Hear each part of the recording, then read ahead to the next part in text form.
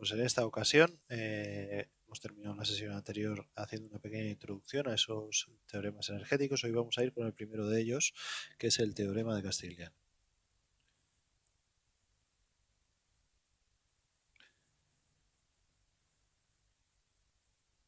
Bueno, pues el teorema de Castigliano lo que dice básicamente es que el desplazamiento de un determinado elemento, causado por un determinado elemento, va a ser la derivada parcial de la energía respecto de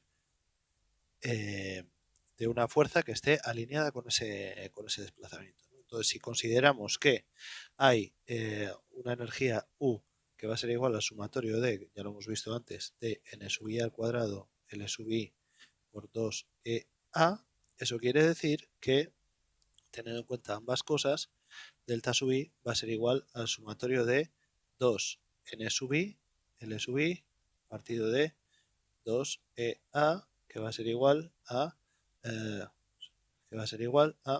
el sumatorio de n sub i, L sub i, partido de EA. No siempre depende, o sea, cuando tenemos que todos los axiles no van a estar en función de la misma fuerza, pues puede ser que no se pueda hacer esta generalización, ¿vale? Es decir, si tuviéramos un sistema en el que depende de varias fuerzas diferentes, pues entonces habría que derivar respecto de una fuerza alineada con el desplazamiento en ese punto. Vale, vamos a hacer un ejemplo porque es mucho más fácil entenderlo con ello, ¿vale? Bueno, pues vamos a plantear una estructura, pues así, así, ¿vale? Y vamos a hacerla pie apoyada. Y esta tendrá un E1A y esta, bueno, va a tener una E y un área iguales, ¿vale? Va a ser la barra 1 y la barra 2, si queréis. Bueno, pues vamos a considerar que la de arriba es horizontal y esta tiene una inclinación alfa. Y sobre ellas hay una carga P, ¿vale? Bueno, pues viendo qué es lo que pasa en el nudo, si hacemos zoom en este nudo, lo que tendremos es que habrá pues, un axil N1, un axil N2 y una determinada carga P, ¿vale? Y esto con un ángulo alfa. Bueno, pues si se tiene que cumplir el equilibrio, tendremos que el sumatorio de fuerzas en el eje X será nulo y el sumatorio de fuerzas en el eje Y será nulo. Eso significa que n sub 2 coseno de alfa menos n sub 1 será nulo y n sub 2 seno de alfa menos p tiene que ser igual a 0, ¿vale? Sumatorio de fuerzas en el eje X esto, sumatorio de fuerzas en el eje Y eso otro, ¿vale? Bueno, pues considerando esto, quedará que el axil n2 va a ser constante y va a ser igual a p partido de seno de alfa. Y por tanto, el axil n1 será igual a p coseno de alfa partido de seno de alfa, ¿vale? O lo que es lo mismo, p por 1 partido de la tangente de alfa. Bien, pues ¿cómo calculamos el desplazamiento vertical según este teorema de Castigliano? Pues lo único que tendríamos que hacer es primero calcular la energía, ¿vale? Para calcular la energía tenemos que aplicar la fórmula de U, que será igual a 1 partido de 2EA por P cuadrado por L partido de la tangente de alfa, o tangente cuadrado de alfa, mejor dicho, más P cuadrado por L partido de seno cuadrado de alfa coseno de alfa. ¿Vale? Bueno, eso es aplicando la fórmula. Bien, pues si derivamos la U respecto de la P, que la P está aplicada en ese nudo en el que queremos ver el desplazamiento y alineada en vertical, lo que tendremos es que va a ser el desplazamiento vertical, que va a ser 1 partido de 2EA por 2p por L partido de la tangente cuadrado de alfa más 2pL partido de seno cuadrado de alfa coseno de alfa. Entonces lo único que hemos hecho ha sido poner todos los axiles como función de esa carga P. Claro, si hubiera además de esa carga P, hubiera otras cargas, pues entonces no se podría hacer la generalización que hemos hecho aquí. ¿Vale? Habría que ver cada uno de los axiles, dependerá de ese grupo de cargas por ese principio de superposición, y habría que hacerlo solo de la carga que esté aplicada en el punto en el que queremos el desplazamiento y además alineada con él. Bueno, pues esto es muy útil, por ejemplo, cuando queremos medir el desplazamiento vertical de un nudo, cuando tenemos una carga alineada con él. Pero claro, ¿se puede además medir el desplazamiento cuando no tenemos justo una carga alineada con eso? Sí. Vamos a ver cómo sería el cálculo del desplazamiento vertical.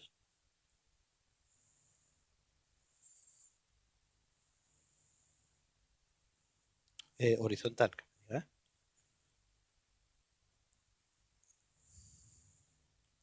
Sería aplicar el mismo principio, pero lo que podemos hacer es a este mismo sistema que teníamos antes, le podemos aplicar con una carga P aquí y esta barra 1 y esta barra 2, le podemos aplicar aquí, utilizamos el truco de aplicarle una carga de valor 0, o sea, es como una carga, digamos, virtual, ¿no? No vamos a llamarla virtual para no liarlo con cosas que vienen a continuación, pero es una carga nula en el sentido en el que queremos y la introducimos en el sistema de ecuaciones, ¿no? Volvemos a aplicar el equilibrio del nudo, resultante de fuerzas en el eje X igual a 0, resultante de fuerzas en el eje Y igual a 0, y lo que quedaría en este caso es n sub 2 seno de alfa tiene que ser igual a P, n sub 2 coseno de alfa más esa carga 0 menos n sub 1 es igual a 0, de donde queda que n sub 1 va a ser igual a P partido de tangente de alfa más teta. ¿Vale? Por lo tanto, lo que quedaría en este caso es que la energía será igual a 1 partido de 2 EA por P partido de tangente de alfa más 0 al cuadrado.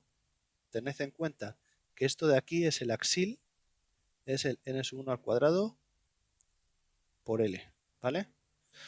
Por L más, aquí vamos a poner P partido de seno de alfa al cuadrado por L partido de coseno de alfa. Eh,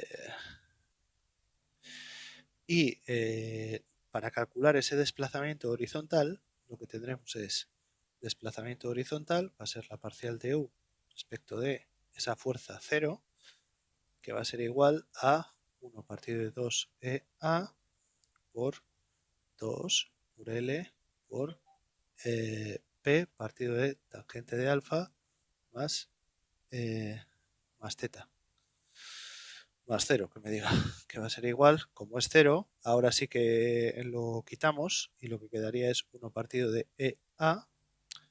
Este se va con este. 1 partido de EA por L por P partido de tangente de alfa. ¿Vale? Entonces, simplemente para calcular desplazamientos, o sea, dado un determinado sistema en el cual tenemos cualquier cantidad de fuerzas, lo que podemos hacer si queremos medir el desplazamiento en uno de los nudos eh, y no tenemos en uno de los nudos, bueno, algún punto intermedio de la barra, no es forzoso.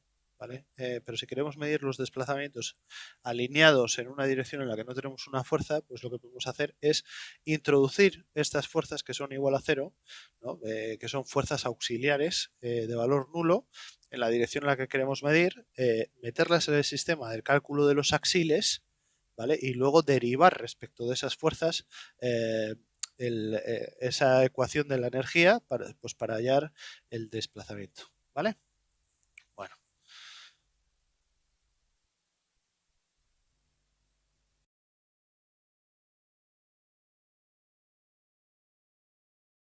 En este caso vamos a estudiar el método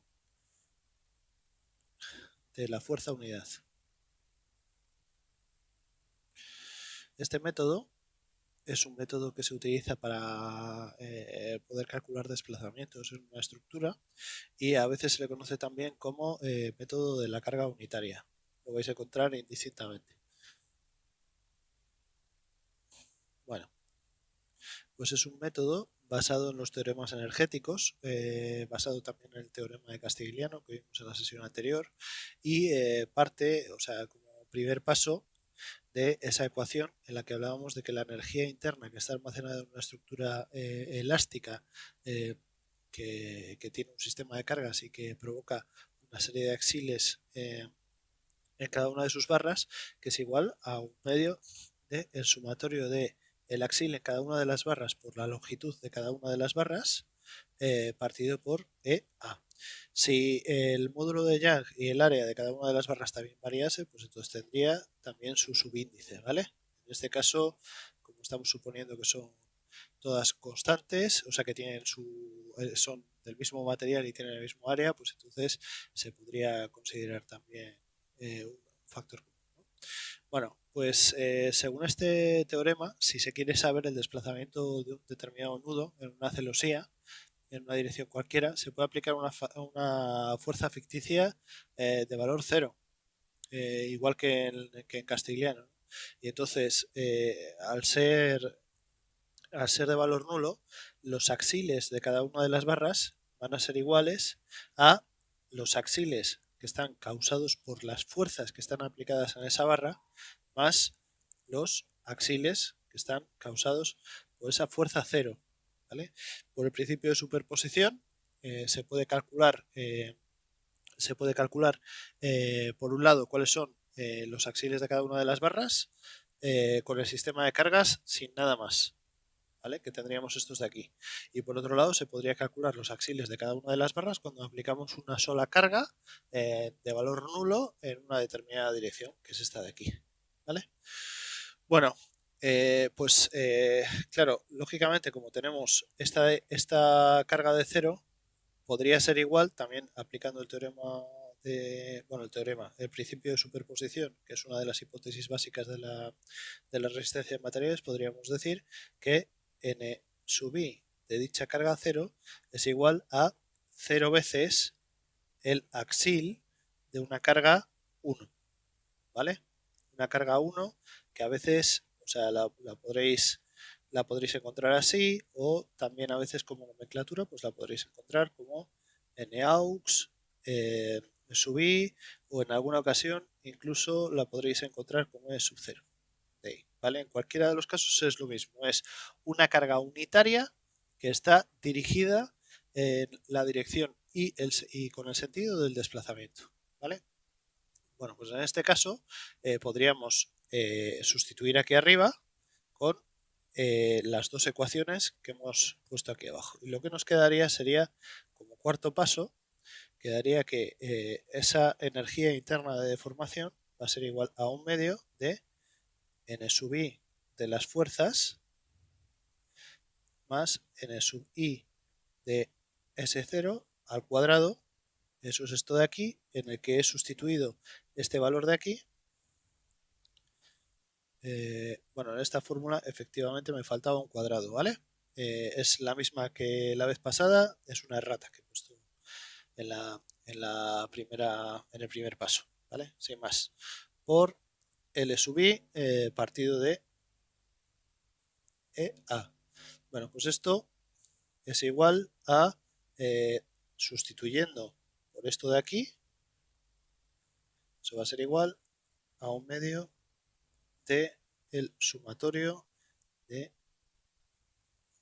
n sub i de las fuerzas más 0 veces l sub i 1 al cuadrado por l sub i partido por e a. ¿Vale? Bueno, pues si os acordáis del teorema de Castigliano que vimos la semana pasada, podemos ver que, el quinto paso sería una aplicación de Castigliano y este método de la fuerza unidad, una forma de hacerlo sin tener que hacer derivadas, pero partiendo del mismo, ¿no? Tendríamos que el desplazamiento respecto de una dirección y sentido marcado por esa fuerza ficticia de valor 0 será igual a la parcial de u respecto de 0, respecto de phi, voy a llamarlo phi por distinguirlo de 0, va a ser igual a un medio del sumatorio, y ahora hay que derivar esto respecto de phi. Y eso va a ser igual a 2 veces n sub i f más phi por n sub i 1 por la derivada de esto de aquí, que es n sub i 1 por L sub i partido de E por A. ¿Vale?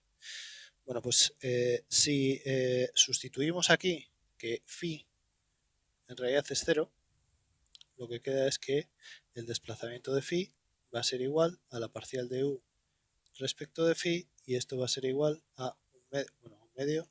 El 1 medio se va este con este, y lo que queda es sumatorio de n sub i f, esto va a ser nulo, por n sub i 1 por L sub i partido de EA. ¿Vale? Entonces, ¿qué es lo que representa esta ecuación? ¿Vale? Y esto es lo fundamental. ¿Vale? Para pasar de aquí a aquí, he aplicado que phi es 0. ¿Vale? Acordaos. ¿Vale? Bueno, pues estos son los axiles de un estado de cargas que tiene todas las fuerzas de origen, las que sean. Y este de aquí son los axiles de todas las barras por un estado de cargas que tiene una única carga. Una única carga. De valor 1 que está apuntando en la dirección y sentido donde nosotros queremos medir el desplazamiento. ¿Vale?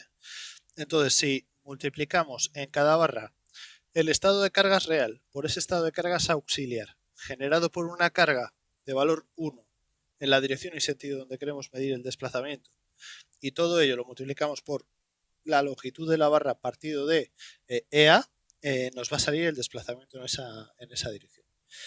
Como todo se ve mejor siempre pues haciendo un ejemplo, vamos a hacer un ejemplo de este concepto.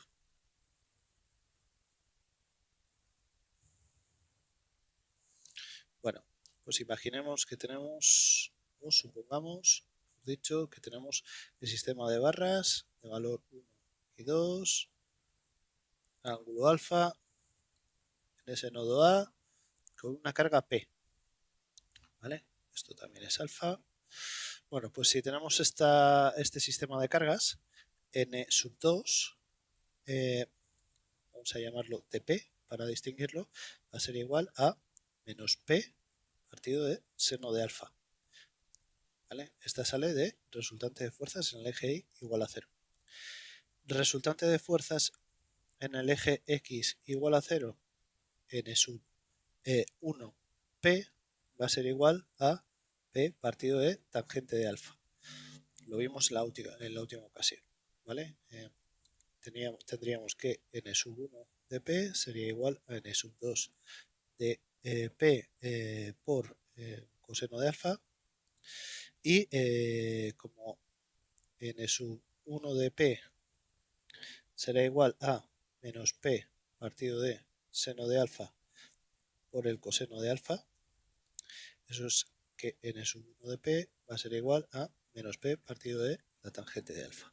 ¿Vale? A menos P, bueno, no es una compresión en este sentido, esta menos sobra. ¿Vale? En este caso sobraría.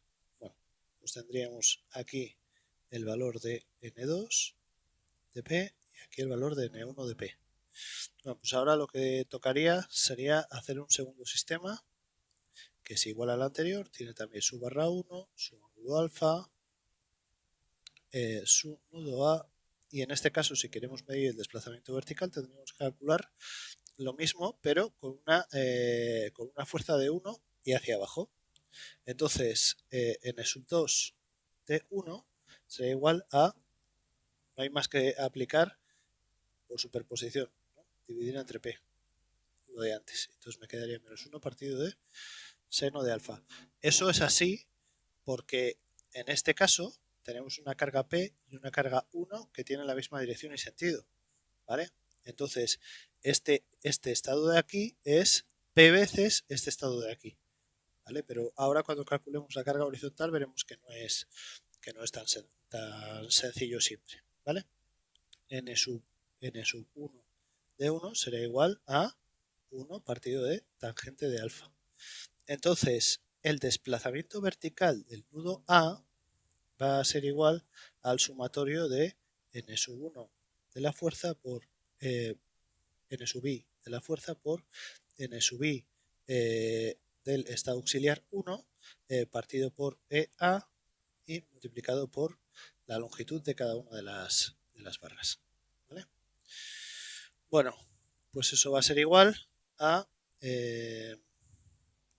esto va a ser igual sustituyendo a 1 partido por EA por P partido de tangente de alfa por 1 partido de tangente de alfa, o sea, este por este, ¿vale? De la barra 1 por la longitud L, vamos a llamar esta longitud de aquí L, más menos P partido de seno de alfa, menos P partido de seno de alfa, menos 1, o sea,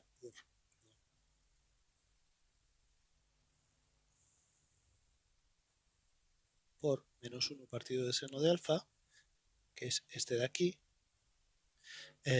por L partido de coseno de alfa, que es la longitud de esta barra, ¿vale? Si esta es L partido de coseno de alfa.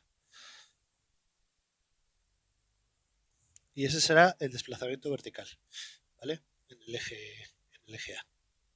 ¿Vale? Como veis, este por este va a salir también un número positivo, es decir, todo contribuye precisamente porque está alineado. ¿Vale? Entonces tendremos que el desplazamiento vertical en A es esta expresión de aquí. Vamos a ver qué pasa con el desplazamiento horizontal en A. Bueno, pues volvemos a tener un sistema doble en el que tenemos P, esta es la barra 1, el nudo A, la barra 2, el ángulo alfa, y en este caso pues vamos a tener una carga de 1 en el nudo A, barra 1, barra 2 y alfa. Bueno, pues en el estado inicial lo tenemos calculado de antes. N1 va a ser igual a P, N1 de P, a P partido de tangente de alfa. N2 va a ser igual a menos P partido de seno de alfa. En este caso vamos a tener que N1 va a ser igual a a 1 y N2 de 1 va a ser igual a 0. ¿Vale? En este caso tenemos un vector de 1 hacia afuera que está perfectamente alineado con esta barra, por eso se va toda la fuerza por aquí. ¿Vale? Pero si no, podréis entenderlo de la siguiente manera. Si la barra 2 tiene al final una componente vertical y una componente horizontal, si esta tuviera tensión, por fuerza habría una reacción vertical aquí. Y como esta es una barra que está bien apoyada, eso haría que girase, que no estuviera en equilibrio. Entonces el equilibrio se tiene que conseguir simplemente con la barra 1, porque no puede haber componentes perpendiculares a esa barra, ya que no resisten movimientos, ¿vale? Entonces tenemos N1 de P, N2 de P, N1 de 1 y N2 de 1. Entonces lo que dice el teorema de la fuerza de unidad es que el desplazamiento horizontal de A va a ser igual a un medio de al sumatorio de n sub f i por n1 y partido por EA por LI. Y esto particularizado va a ser 1 partido por EA por P partido de tangente de alfa por 1 por L, que va a ser igual a P por L partido por EA tangente de alfa. Es decir, el movimiento a la derecha va a ser P por L partido por EA tangente de alfa. Bien, ahora vamos a detenernos en una cosa. Imaginemos que por lo que sea, en este caso hubiéramos dibujado ese vector de 1 hacia la izquierda en vez de hacia la derecha. Hubiéramos estado diciendo que en nuestro estado auxiliar la tensión en la barra 1 habría sido -1 de compresión. Entonces esto sería -1 de compresión. Y aquí me hubiera salido un valor negativo. ¿Qué significan los valores negativos en esta cuenta del teorema de la fuerza unidad? Significaría que el desplazamiento tiene sentido contrario al sistema auxiliar que hemos escogido, ¿vale? Entonces, si lo hubiéramos escogido negativo, o sea, hacia la izquierda, nos saldría un valor negativo indicándonos que el desplazamiento es hacia la derecha, ¿vale? Si sale positivo, es que la fuerza de uno y el desplazamiento están alineados, ¿vale? Bueno, sin más, simplemente para que lo consideréis, ¿vale? Bueno, pues entonces el proceso sería sencillo, ¿no? Primero se calcula el sistema real de cargas. Primero, sistema real de cargas.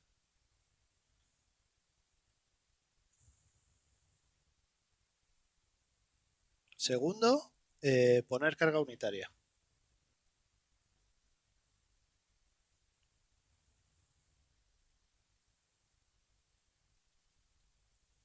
De aquí sacamos los N sub F I. ¿Vale? Ponemos una carga unitaria con una dirección y un sentido. ¿Vale? Vamos a ponerlo aquí.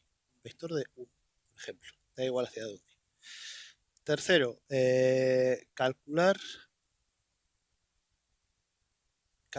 el estado auxiliar.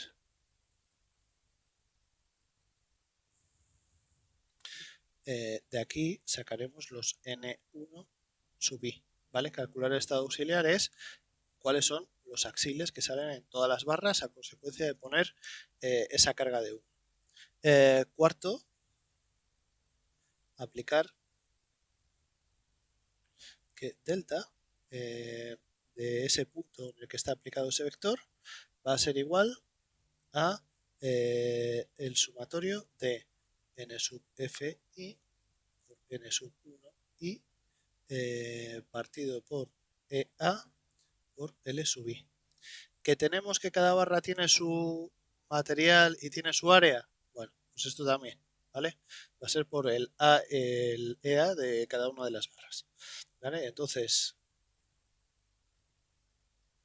con estos 4 pasos sencillos, vamos a poder calcular los desplazamientos en cada uno de los nudos donde apliquemos una carga auxiliar de 1 en un determinado sentido, ¿vale? Y esto es el método de la fuerza unidad.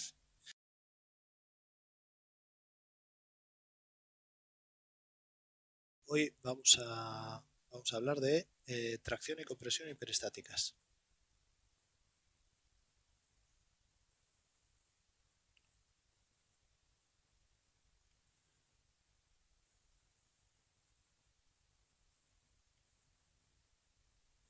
Bien,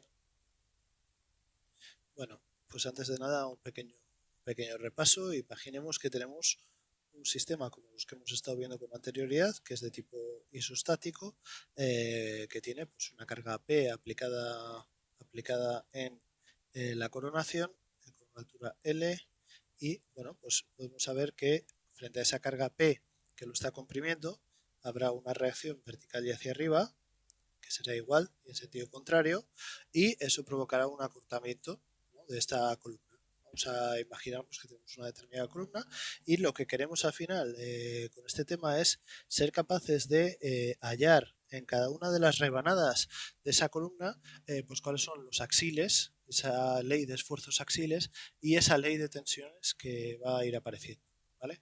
Bueno, pues siempre el primer paso era primero pues con las ecuaciones de utilizar las ecuaciones de equilibrio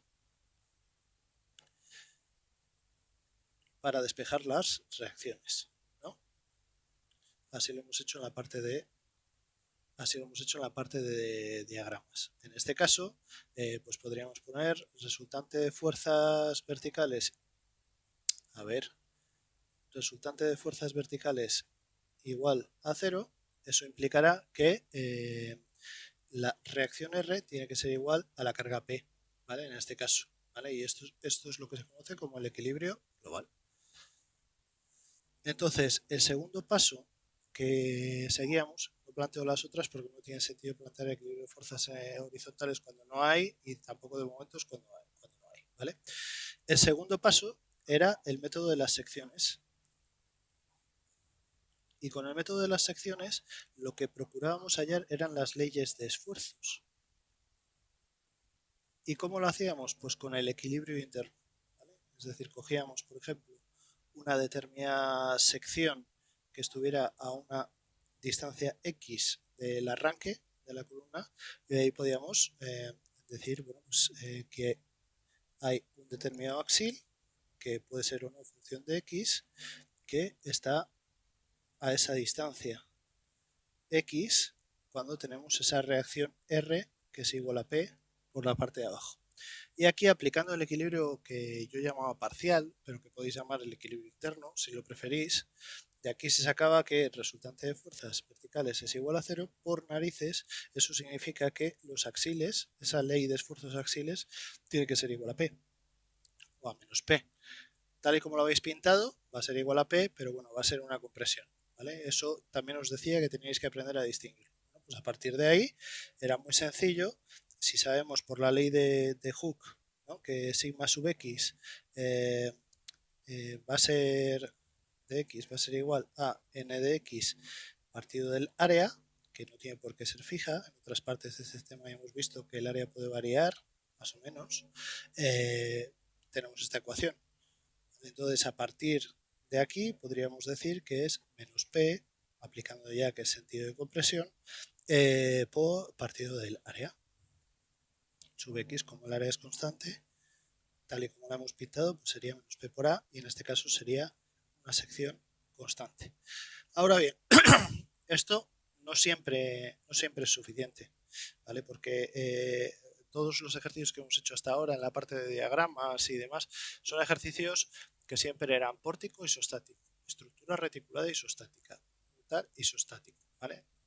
¿Qué sucede? Que en el momento en el que ya nos metemos en la hiperestaticidad, ese método ya no es suficiente para poder calcular y necesitamos echar mano de otros dos tipos de ecuaciones, ¿vale? Imaginaos que tenemos pues aquí este, este elemento que está bien potrado en coronación y en la base, y a una determinada altura pues le pongo esa carga P, como la que he pintado arriba. Pues ahí ya tendríamos una reacción vertical en el apoyo 1 y una reacción vertical en el apoyo 2, ¿verdad? No sería suficiente con la ecuación de equilibrio, con las ecuaciones de equilibrio que tendríamos disponibles para ver cuál es la reacción vertical en el apoyo superior y cuál es la reacción vertical en el apoyo inferior. Es un ejemplo como cualquier otro, pero eso significa que van a ser necesarias otros dos tipos de ecuaciones. El primer tipo de ecuaciones va a ser el de las ecuaciones de compatibilidad, ¿vale? Ecuaciones de compatibilidad que van a ser también, las podéis llamar cinemáticas. Depende de dónde os lo encontréis, os vais a encontrar de una manera o de la otra, pero básicamente es lo mismo. Y eso básicamente lo que hace es relacionar los esfuerzos y los desplazamientos, ¿vale? Esfuerzos son una función de los desplazamientos y al revés, ¿vale? El campo de desplazamientos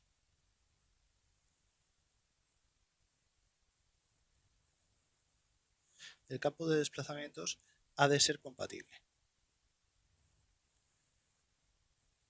Vale. ¿Qué es lo que quiere decir que el campo de desplazamientos sea compatible? Y quedaos con esa imagen. Quiere decir que, por ejemplo, en el caso en el que estamos aquí abajo, lo que baje ese punto en el que hemos aplicado la P, ¿vale?, que lo tenemos hasta determinada altura, lo que baje, lo que se estire esta parte de aquí, este incremento de L va a ser exactamente igual a lo que se comprima el incremento de L de la parte de abajo. Es decir, que los nodos, nudos o puntos, rebanadas, secciones que estén en contacto van a mantenerse en contacto con la estructura deformada, ¿vale? Entonces, si sabemos que los nudos que están unidos en la estructura sin cargas van a ser iguales o sea, van a mantenerse unidos en la estructura final ya deformada, entonces vamos a poder plantear una serie de ecuaciones que van a relacionar, pues como hacíamos ya en elasticidad, cambiando un poco la nomenclatura, pero ya en elasticidad lo estábamos haciendo, ¿no? Es decir, hombre, si pongo una carga P aquí a la mitad, la parte de arriba va a estar traccionada y eso va a hacer que se estire, ¿no? Y la parte de abajo, que va a estar comprimida, se va a comprimir. Si tenemos dos apoyos, dos empotramientos aquí, lo que se estire la de arriba tiene que ser igual a lo que se comprima la de abajo, ¿verdad? Bueno, pues eso, en el fondo, hablando en Roma Paladino, eso es una ecuación de compatibilidad, ¿vale?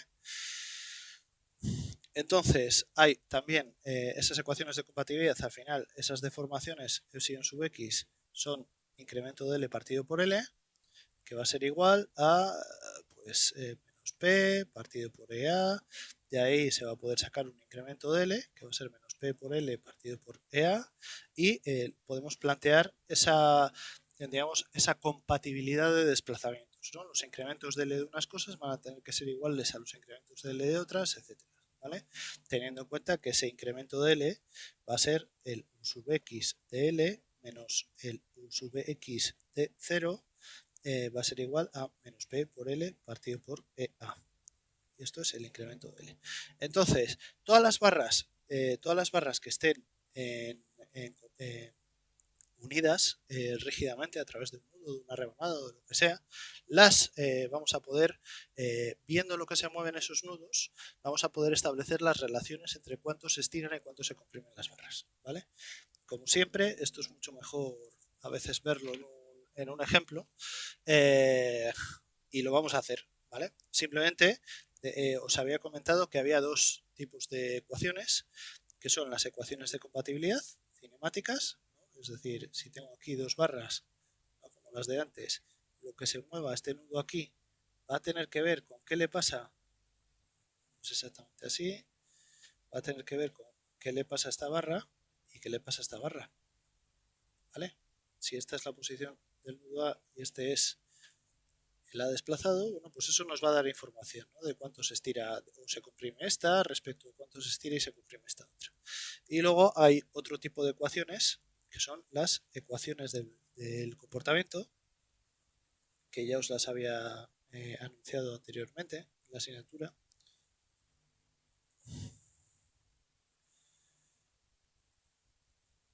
Las ecuaciones de comportamiento que lo que hacen es, pues bueno, básicamente aplicar la ley de Hooke para poner en relación los desplazamientos con las tensiones, ¿vale?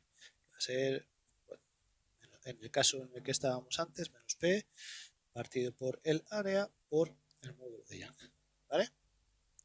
Bueno, pues vamos a hacer un ejemplo para que se entienda todo esto mucho mejor, para aprenderlo. El que vamos a plantear, pues bueno, es pues como ese que os había planteado ahí, ¿vale? O sea, vamos a utilizar una columna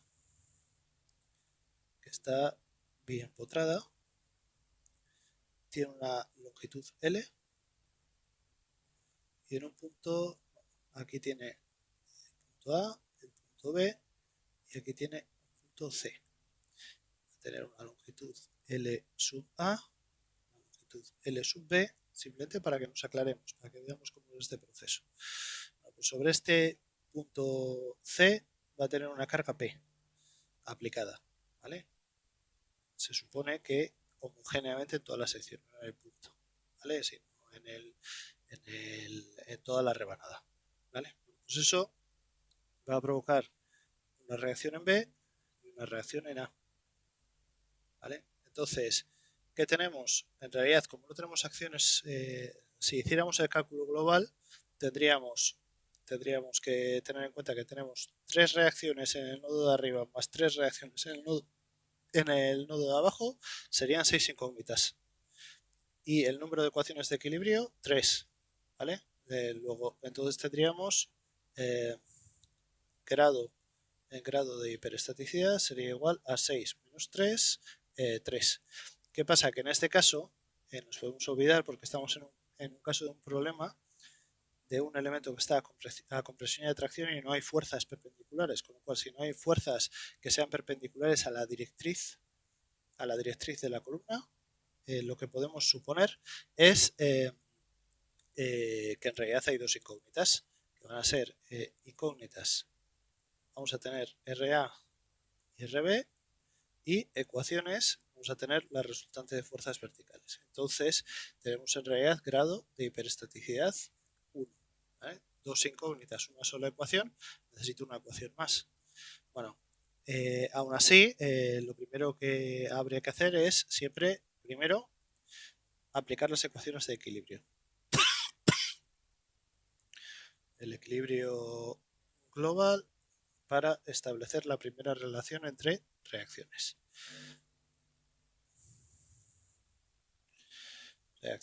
Bueno, pues del equilibrio global, en este caso, lo que vamos a poder sacar es lo que ya os había adelantado antes, que la reacción en A más la reacción en B va a ser igual a P.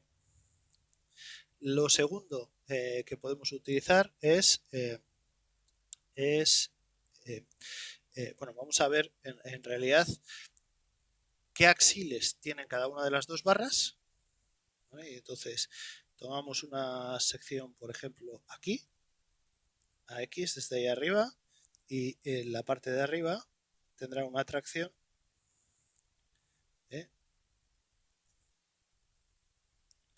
la parte de arriba tendrá una atracción de R sub A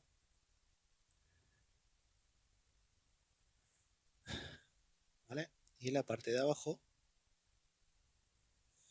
tendrá una compresión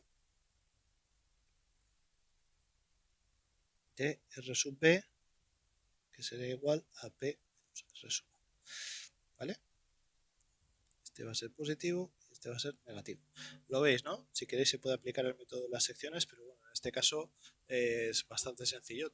No es una estructura reticulada como las que teníamos antes y tal, sino simplemente una barra que tiene dos tramos con una carga intermedia. ¿No? En el primer tramo, cuando la X es menor que L sub A, planteamos el equilibrio de fuerzas en el eje vertical y lo que nos va a quedar es que el axil tiene que ser igual a la reacción y con sentido contrario. Por eso tenemos R sub A. Y al revés tenemos R sub B, cuando la X es mayor o igual que L sub B, tendríamos que el axil sería esta carga P, que ya sí que aparecería, más, o sea, menos esa reacción en A, que es vertical y en sentido contrario. ¿Vale? Entonces por eso tenemos esos dos me hace falta pintarlo. Tenemos esos dos tramos del diagrama. ¿Vale? Bueno, pues con este primer axil, el incremento de L sub A va a ser igual a R sub A por L sub A partido de A. Y el incremento de L sub B va a ser igual a P menos R sub A por L sub B partido de A. ¿Vale? Es decir, tengo esta primera barra con este axil y esta segunda barra con este axil. ¿Vale? Los axiles los conozco con relación a una incógnita hiperestática que es R sub A. ¿Vale? Aplicando aquí y aplicado esta. ¿Vale? ¿Lo veis, no? Bien. Bueno, pues la ecuación de compatibilidad, que es lo que dice, que es que como tenemos la barra entre dos empotramientos, incremento de L total tiene que ser igual a 0. La barra está confinada, ¿no? Y si el incremento de L tiene que ser igual a 0, eso significa que el incremento de L de una tiene que ser igual al incremento de L de la otra. ¿Vale? O sea, para que sean de sentido contrario. O sea, lo podríais plantear así, teniendo en cuenta que una se está alargando y la otra se está comprimiendo, o directamente coger y ponerlo, igualarlo a 0. Es decir, bueno, pues incremento de LA menos el incremento de LB es igual a 0. esto y esto tanto monta como monta tanto, ¿vale? Lo que prefiráis.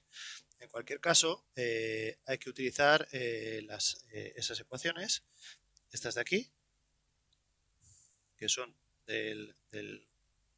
esta de aquí y esta de aquí serían ecuaciones de comportamiento, porque están relacionando las tensiones, ¿vale? Esa R sub A partido por A y demás, con las tensiones y las deformaciones. La deformación sería L sub A partido del LA y lo otro sería, o sea, en el fondo aquí lo que tenemos es una ley de Hooke, ¿vale? Tenemos epsilon es igual a sigma partido por el área, donde incremento de L partido por L es igual a la fuerza partido a la fuerza. Ay, joder, ya decía yo. Partido por el área, no, partido por el módulo de Young. A la fuerza partido por el área por el módulo de Young. ¿Vale? Entonces de aquí queda incremento de L es igual a F por L partido de A, que es esta fórmula que tenemos aquí. ¿Vale? Bueno, pues sin más, hecho ya el comentario, esas dos ecuaciones serían de comportamiento y, nos queda la ecuación de compatibilidad, que es la que tiene en cuenta que lo que se estira una barra es lo que se tiene que acortar la otra, porque la suma total es 0, que es esta de aquí. Estas serían las de comportamiento y estas de aquí serían las de compatibilidad.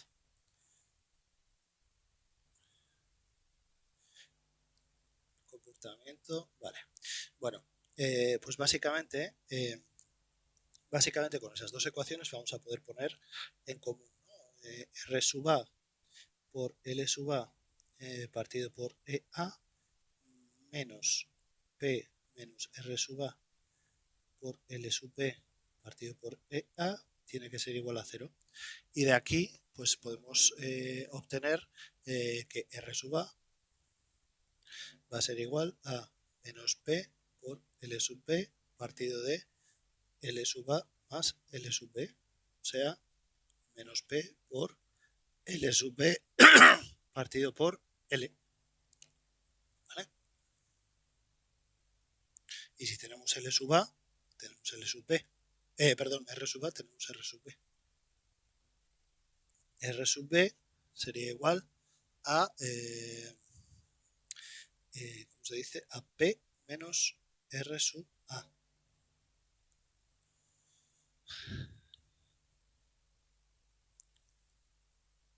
P menos R sub A, eso es, sí, pero este es positivo. Sí, este sería positivo. Pues,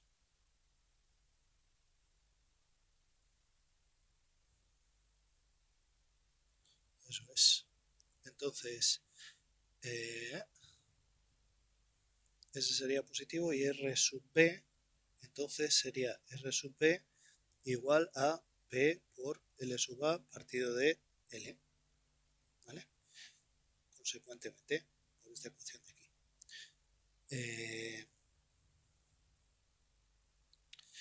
Bueno, entonces, una vez tenemos ya las reacciones, podríamos pintar, si queréis, lo que es el diagrama de desplazamientos, que se llama. Ese no lo hemos llegado a pintar en los diagramas todavía, pero podríamos pintar aquí este, ¿no? El incremento de L sub A, que será igual al incremento de L sub B. Este es el que se llama, que hablaremos más de él más en profundidad más adelante.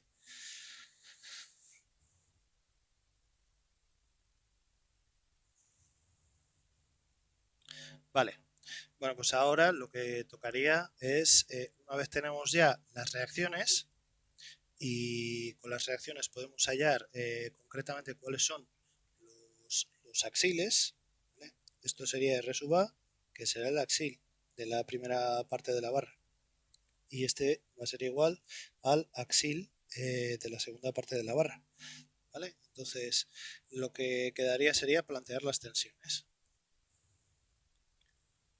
Entonces las tensiones serían igual a sigma sub x de A va a ser igual a P por LB partido de A por LA más LB,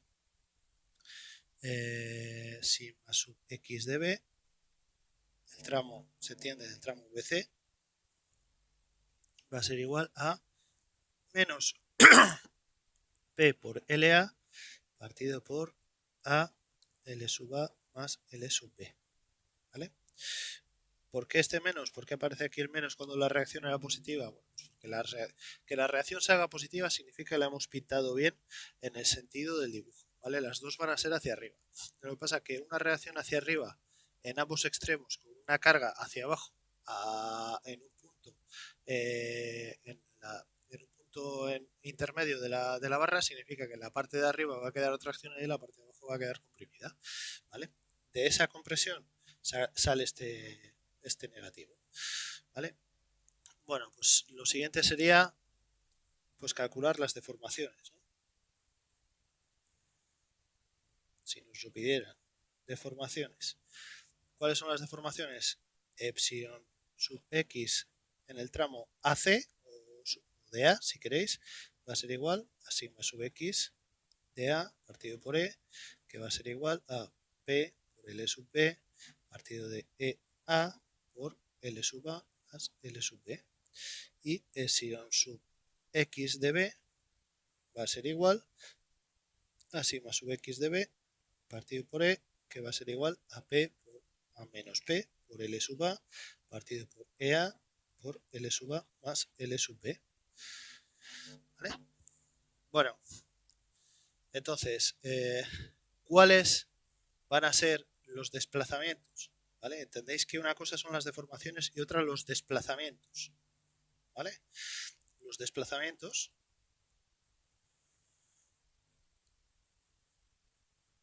van a ser los incrementos de L. ¿Vale? Entonces, es lo mismo que multiplicar las deformaciones por la longitud. ¿Vale? La epsilon sub x es el incremento de L partido por L. Luego, el incremento de L, que es el desplazamiento, va a ser epsilon sub x por L. ¿Vale? Entonces, vamos a tener que incremento de L sub A va a ser igual a P por LB partido de LA más LB por LA partido de EA. Incremento de L sub P va a ser igual a menos P LA partido de LA más LB por LB partido de EA. ¿Vale? Esto de aquí es el axil del primer tramo, la reacción del primer tramo, y esto de aquí es el axil del segundo tramo, que va a ser la reacción del segundo tramo. ¿Vale? Bueno, pues siempre para calcular este tipo de estructuras hiperestáticas, simplemente os lo menciono, hay dos métodos de cálculo de hiperestáticas. El clásico es este que acabáis de ver, ¿eh? El cálculo de hiperestáticas. Uno es el método de la compatibilidad.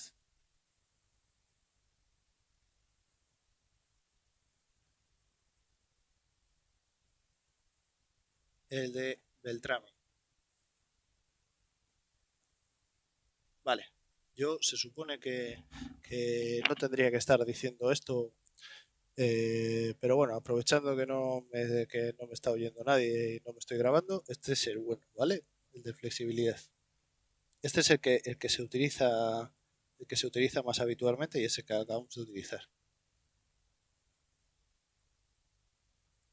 A ver, buenos son los dos, pero hay uno que es un poco más sui generis, ¿no? Y el método de equilibrio.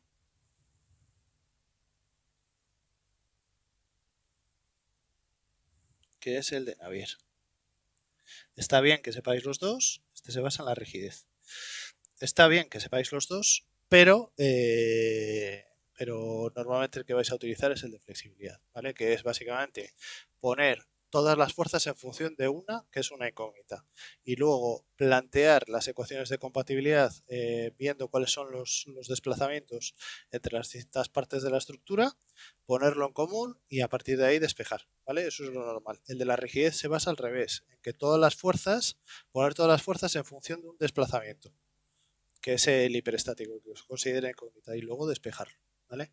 Bueno, pues en la próxima sesión haremos un ejemplo de cómo calcular por ambos métodos, por el de Beltrami y por el de Navier, pues una estructura hiperestática que esté trabajando a compresión-tracción.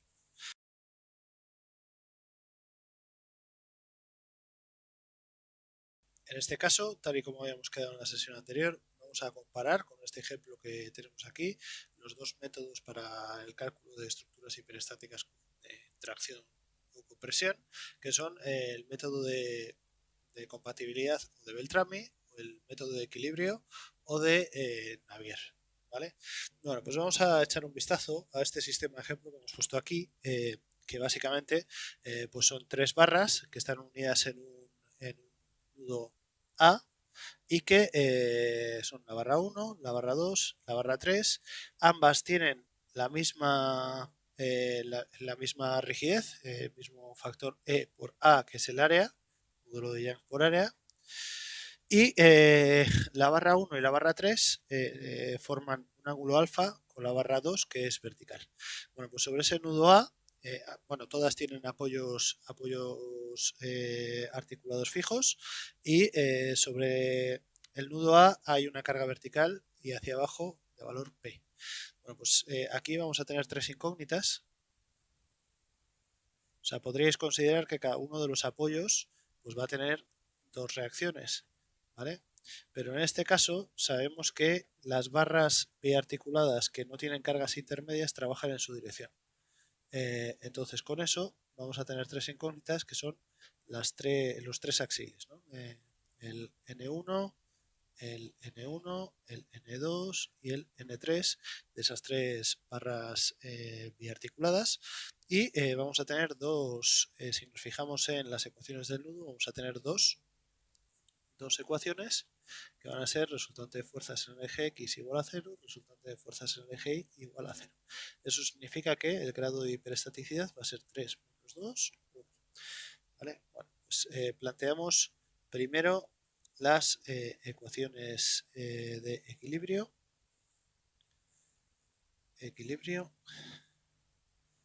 Entonces, resultante de, vamos a ver el subsistema que tenemos aquí.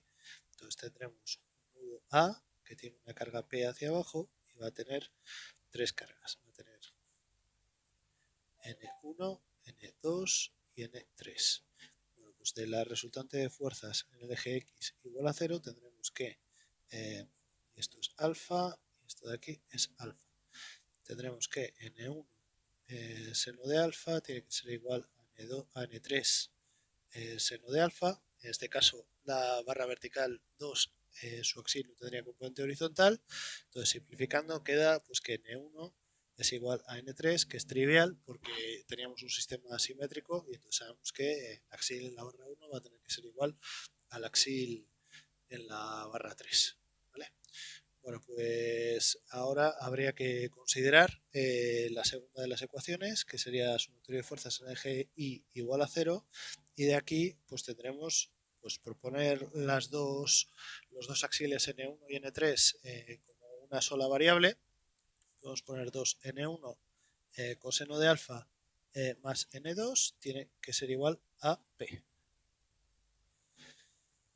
N2 tiene que ser igual a P. Entonces, de aquí se puede sacar que N1 va a ser igual a P menos N2 partido de 2 coseno de alfa. ¿Vale? Vamos a poner aquí bien claro el 1. Bueno, pues vamos a... Esto, digamos, es común para los dos métodos. Las diferencias empiezan ahora. ¿Vale? Vamos a hacer primero por el método de compatibilidad,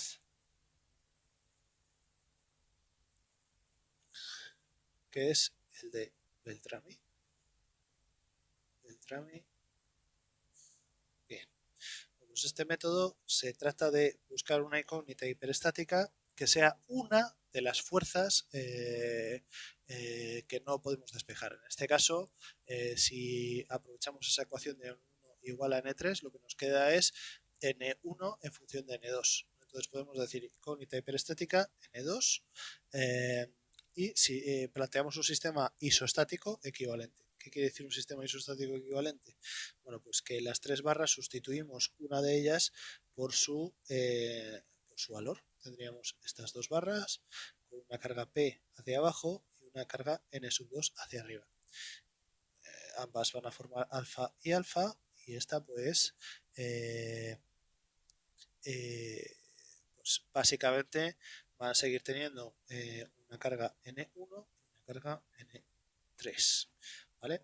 Entonces, lo único que hemos hecho ha sido quitar una barra y sustituirla por la fuerza equivalente que ejerce sobre el sistema. Entonces, en el paso, ese sería el paso 1. Paso 1, sustituir barra por incógnita hiperestática equivalente. ¿Vale? En este caso sería la N2. ¿Vale? Bueno, pues el paso 2 sería aplicar la ecuación de compatibilidad.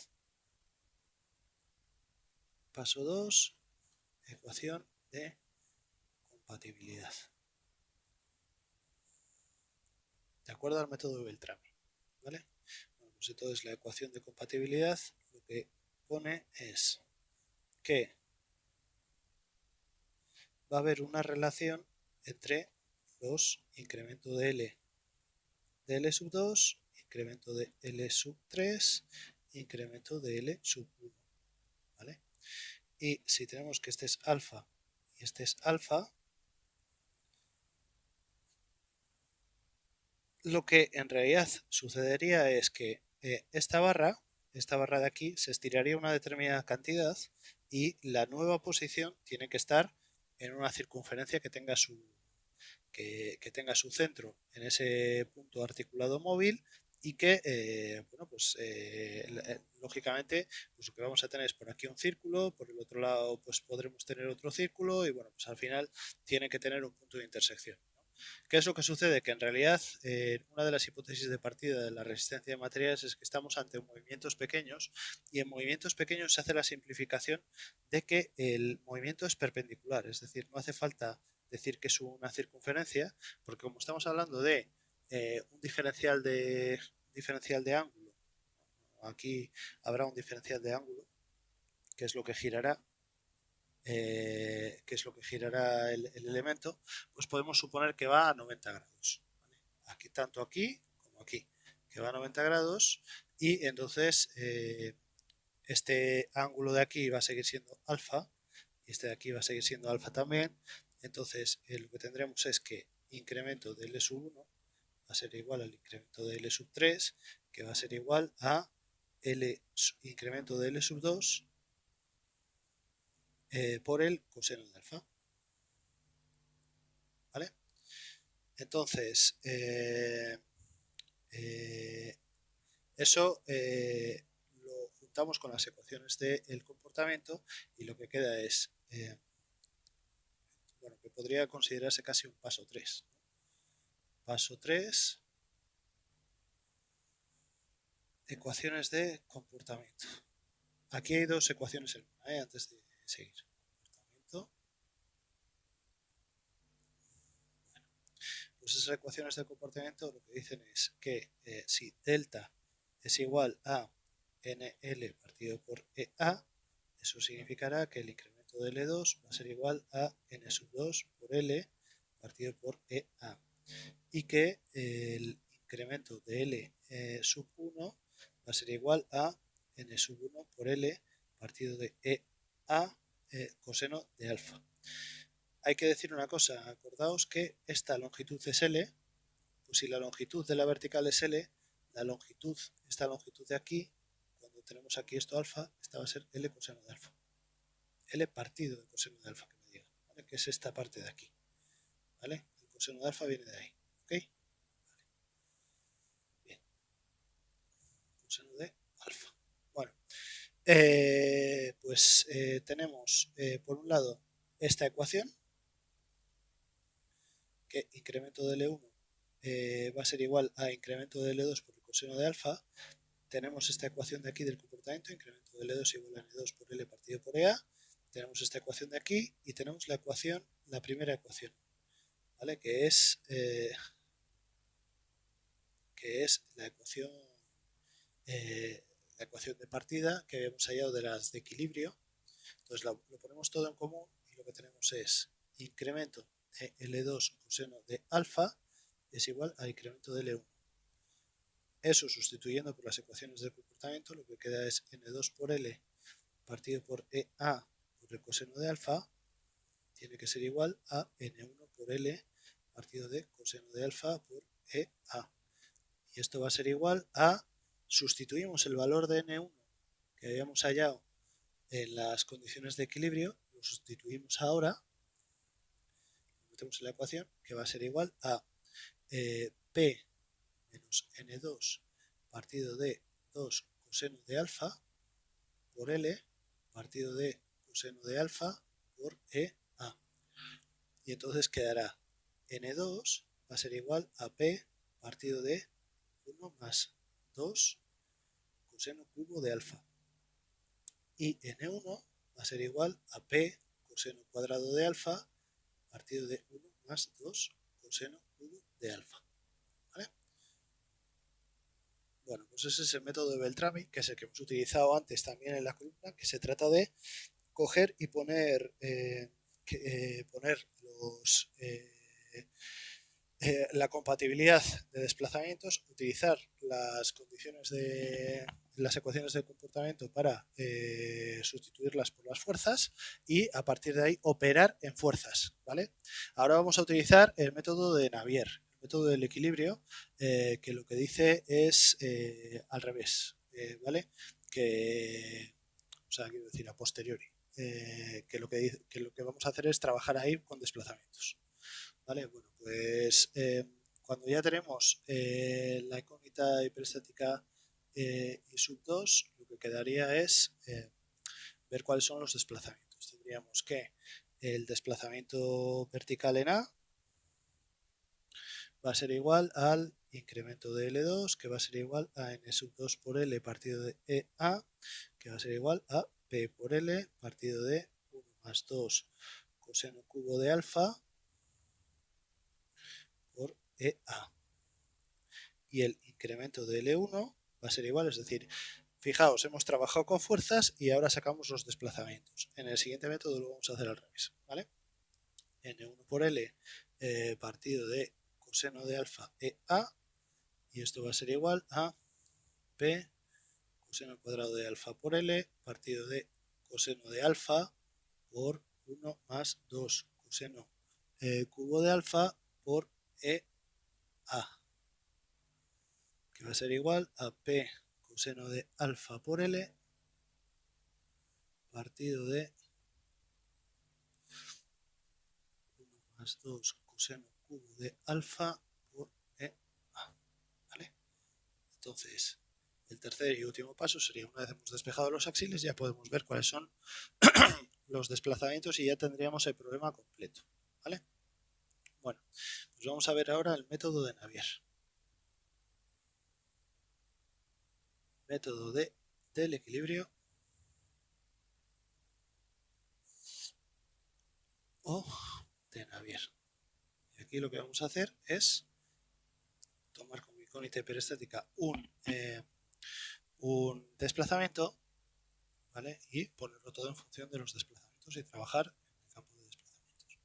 Bueno, vamos a hacer el mismo proceso, pero en este caso vamos a considerar como incógnita hiperestática. Voy a poner paso 1.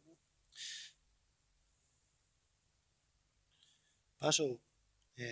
Incógnita hiperestática será el desplazamiento vertical en A, ¿vale?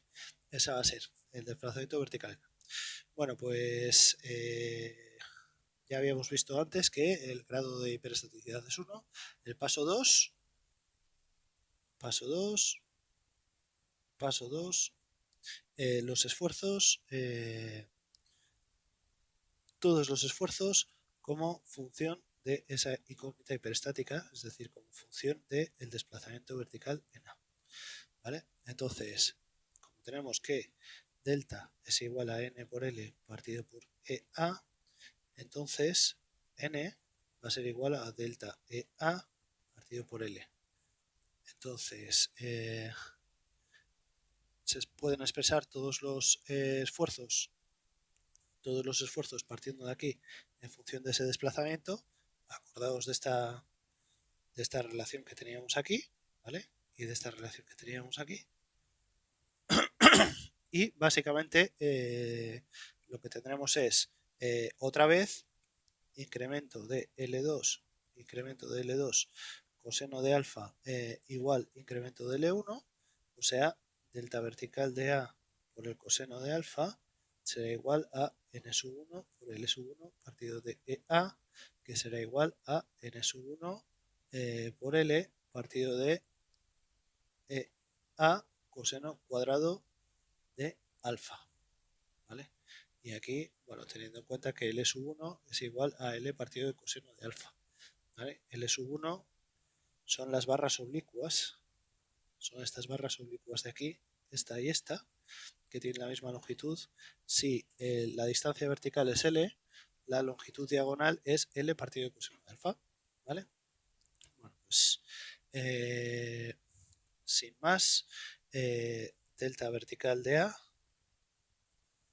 será igual a n sub 2 por L partido por EA, de donde queda que n sub 2 va a ser igual a delta vertical de A por EA partido por L, por lo que es lo mismo esto por un lado, y n sub 1 va a ser igual, despejando de la de arriba, n sub 1 va a ser igual a delta vertical de A por el coseno cuadrado de alfa por EA partido por L, ¿vale? Entonces, si veis, tenemos una y dos. Tenemos dos axiles, bueno, en realidad los tres, porque n sub 3 va a ser igual a n sub 1, ¿vale? Los tres en función de ese desplazamiento vertical n. Bueno, pues el paso 3 sería expresar el equilibrio. Paso 3, expresar el equilibrio como función. Equilibrio como función de delta vertical de A, ¿vale? Entonces, lo que queda es, si el equilibrio es 2n1 por el coseno de alfa más n2 tiene que ser igual a p, entonces sustituimos 2 por desplazamiento vertical en A por el coseno cuadrado de alfa por EA partido por L por el coseno de alfa más el desplazamiento vertical en A por EA partido por L tiene que ser igual a P. Por lo tanto, aquí ya tenemos una ecuación en la que ambas incógnitas las hemos sustituido por esa incógnita hiperestática, las hemos puesto en función de esa incógnita hiperestática de desplazamiento vertical en A, y ahora ya podemos despejar. Desplazamiento vertical en A va a ser igual a P por L partido por EA por 1 más 2 coseno cubo de alfa, ¿vale? Que es esta de aquí. ¿Coincide con la anterior? Coincide exactamente con la anterior, ¿vale? Que habíamos sacado por el otro método. Es decir, ambos métodos lógicamente tienen que dar el mismo resultado, o alguno de ellos tiene que estar mal, o los dos. Bueno, pues N2, una vez ya hemos despejado, N2 va a ser desplazamiento vertical en A por EA partido por L, que va a ser igual a P por L por EA por 1 más 2 coseno cúbico de alfa por EA partido por L, que va a ser igual a P por 1 más 2 coseno cubo de alfa.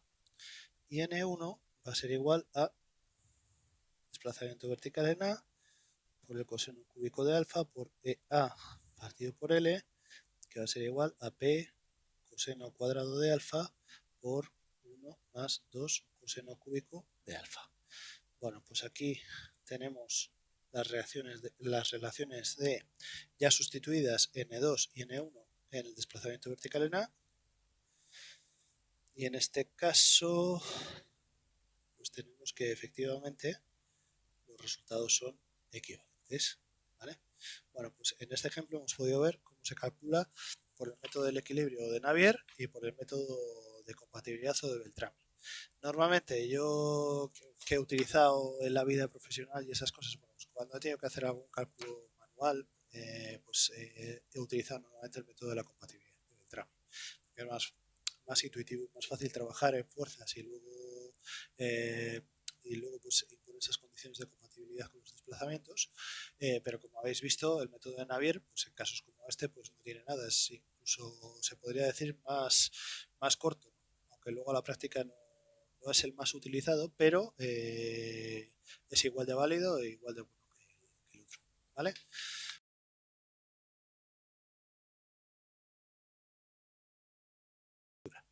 Bueno, pues en esta sesión vamos a retomar un poquito la teoría y vamos a hablar de dos cosas, ¿vale? Una, el equilibrio de la rebanada, su formulación diferencial. Ya empezamos el tema hablando un poquito de todo eso, pero lo vamos a repasar, cómo es esa formulación un poquito más en detalle y lo vamos a aplicar a la tensión producida por el peso propio, ¿vale? Como un caso de aplicación, aunque valdrían también cualquiera de los casos anteriores que hemos visto. Bueno, pues sin más, el tema va a ser el equilibrio de la rebanada, concretamente la formulación diferencial. Vale. Bueno, pues antes de nada vamos a suponer que tenemos un diferencial de x de la barra. Acordaos que x el eje longitudinal, o sea, estamos haciendo una sección de la barra longitudinal. Tendremos un axil nx en la cara anterior y un axil nx más diferencial de n como función de x en la barra posterior y luego pues una carga repartida de valor qx. Bueno, pues si planteamos el sumatorio de fuerzas verticales que tiene que ser nulo, es decir, que en cada una de las rebanadas se tiene que cumplir el equilibrio, lo que tendremos es menos n de x más q de x por el diferencial de x más n de x más diferencial de n de x es igual a 0. Eso considerando como positivo las fuerzas verticales y hacia abajo y como negativos las fuerzas verticales y hacia arriba. Es igual, ¿vale? Porque el equilibrio se va a cumplir de cualquiera de las dos maneras. Bueno, pues se nos pueden ir esos dos elementos y lo que quedará al final es q de x diferencial de x más diferencial de los axiles con función de x tiene que ser igual a 0 o lo que es lo mismo que q de x va a ser igual a menos diferencial de n de x respecto de x, ¿vale? Entonces podemos pasarlo al otro lado y lo que quedaría es diferencial de n de x respecto de x eh, eh, más q de x tiene que ser igual a 0. Ahora bien, podemos multiplicar por diferencial de x a la izquierda y a la derecha y lo que quedaría es por diferencial de x y por diferencial de x, ¿vale? Y esto por diferencial de x que va a ser igual a 0 de todas formas, ¿vale?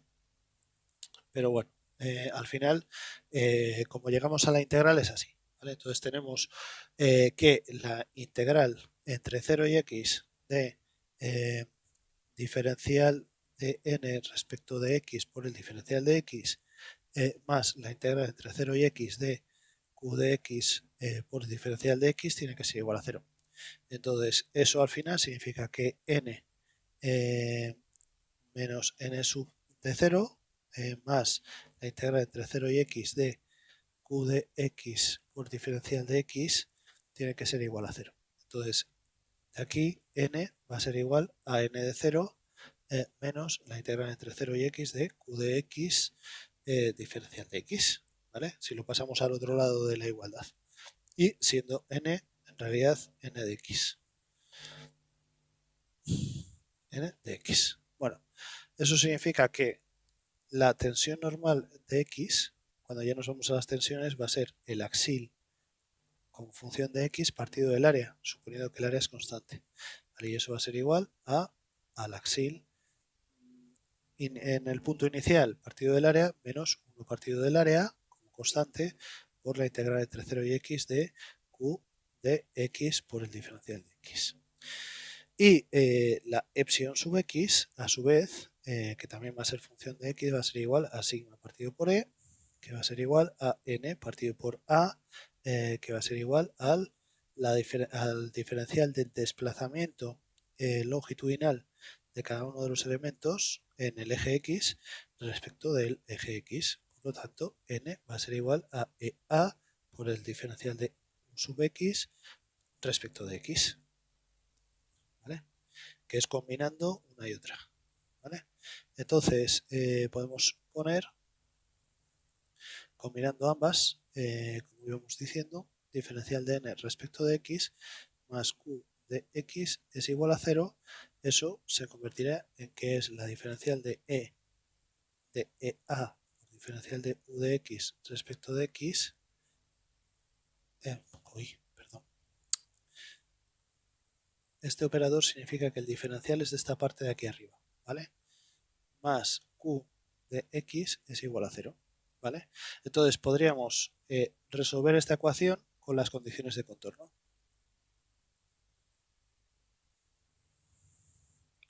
¿Qué son las condiciones de contorno? Pues sabemos normalmente cuáles son las condiciones en el punto inicial o el punto final, etcétera, ¿vale? Entonces, siempre al integrar esto nos van a quedar constantes, hay que despejar los valores de las constantes por ellos.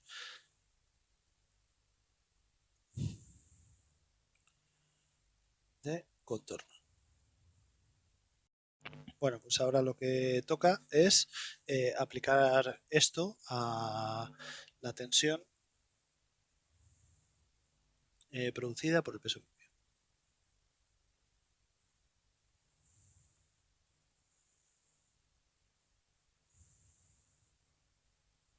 Al principio de la lección 3 ya hablábamos también de un caso parecido, donde teníamos una carga distribuida sobre una columna que estaba a compresión. Pues esto sería un poco lo mismo, pero en este caso aplicado a un elemento cuya tensión se debe fundamentalmente a su peso.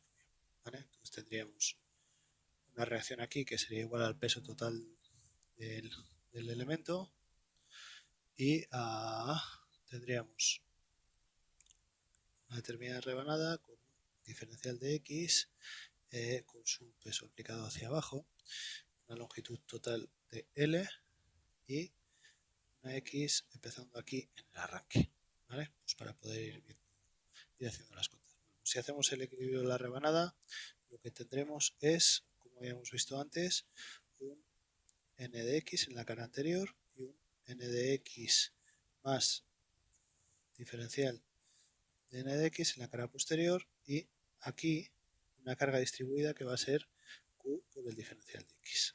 Recordemos que esto tiene diferencial de x de canto. Bueno, pues gamma, que es el peso específico,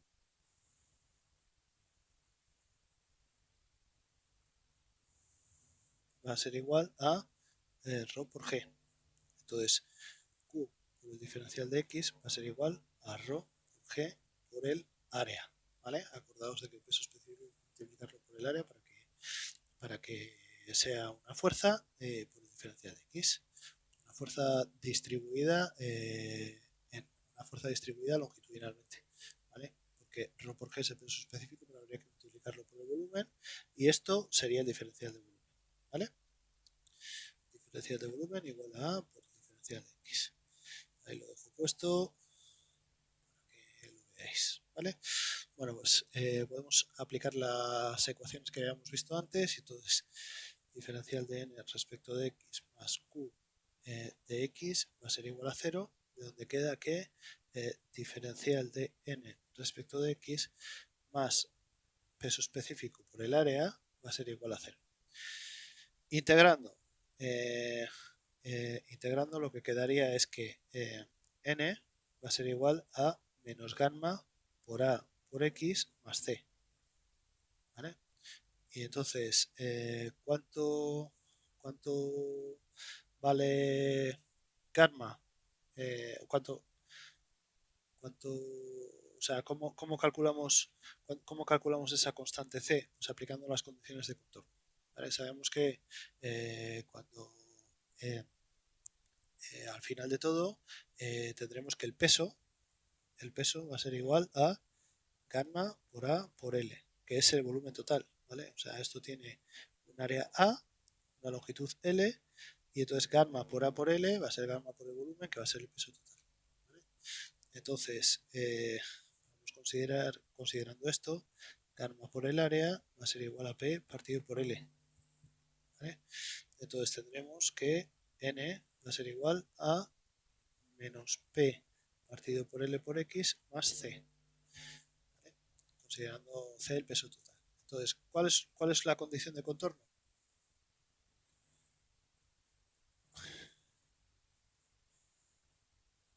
Ahí. La condición de contorno para despejar C va a ser que cuando la X es igual a 0, entonces N va a ser igual a P. Por lo tanto, vamos a tener P va a ser igual a menos P partido por L por 0 más C. O sea, C igual a P. ¿Vale? Entonces tendremos que N de X va a ser igual a menos P partido de L por X más P. O lo que es lo mismo, P por 1 menos X partido por L. Bueno, pues si consideramos que en este caso tenemos una barra con sección constante, la tensión normal en X va a ser igual a, como función de X va a ser igual a N de X partido por A, que va a ser igual a P partido por A por 1 menos X partido por L. Epsilon sub X, también de X, va a ser igual a sigma sub nx partido por E, que va a ser igual a P partido por EA por 1 menos X partido por L. U sub X va a ser igual a la integral de lo anterior, a P partido por EA por X menos X cuadrado partido de 2L más D. Aplicamos condiciones de contorno.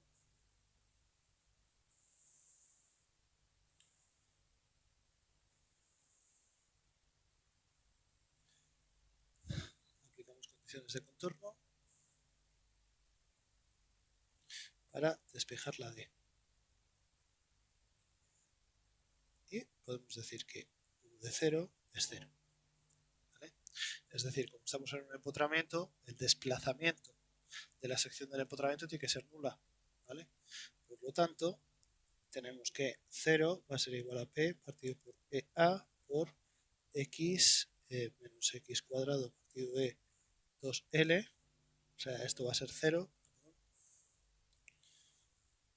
Vale. Tendremos que esta parte de aquí, que es completamente dependiente de X, va a ser 0. Entonces, esto va a ser D. Por lo tanto, U sub X va a ser igual a P partido por EA por X menos X cuadrado partido de 2L. ¿Vale? Entonces, ¿cuál será el desplazamiento en el extremo? Que va a ser también el incremento de L. En este caso, considerando que el U sub 0 va a ser 0, va a ser igual a P partido por EA por L menos L cuadrado partido de 2L. O sea, P por L medios partido de 2EA. ¿Vale? Bueno, pues esta sería, digamos, la formulación diferencial de cómo despejar una, en este caso volvemos otra vez a tener un sistema isostático, es una barra colgando en su peso propio y hemos sido capaces de sacar la tensión, la deformación y el desplazamiento, ¿vale? Acordaos que epsilon es la diferencial de u respecto de x, ¿vale? Por eso hemos integrado, ¿vale? Bueno, pues sin más, os espero en la próxima sesión de compresión y tracción, en la que hablaremos sobre el efecto de la temperatura, ¿vale? De sus incrementos de temperatura. No solo vamos a tener compresión y tracción en las barras en resistencia en materiales por fuerzas dinámicas, sino que a veces pues el incremento de temperatura que causa una dilatación, cuando esa dilatación no está liberada, pues lo que va a hacer es provocar una serie de tensiones dentro del sistema, ¿vale? Y vamos a aprender pues cómo determinarlas, ¿vale? Y cómo combinar esos incrementos de temperatura con esas cargas impuestas. Bueno, pues hasta pronto y muchas gracias por vuestra atención.